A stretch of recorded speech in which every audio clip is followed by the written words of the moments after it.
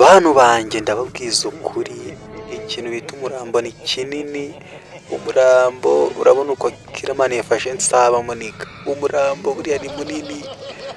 Biriya mureba mu mafilime barwana umurambo, polisi ikazamo bakarwana nabyo paka bawishe ariko ukazanagaragara. Ndababwiza ukuri umurambo ni munini buriya gutyo. Iyo foto nyifotoye Nsaba yafashwe na Kiramani kuko yamufatanye na Fabiola. Urumva rero ibyo bintu bishobora kurangira nabi. Mushatse mwatabara, barahitwa i Nyamirambo, mushatse mwatabara kabisa kuko byakomeye. Urumva Nsabi natapfa Kiramani arapfa, kandi ikiri butabare Nsabi ni ukwipfisha, cyangwa se uwo mugore agafata igifuni cyangwa icyuma agakubita Kiramani akamurekurira umupfubuzi Nsabi. Ndababwiza ukuri umurambo ni ikintu kinini.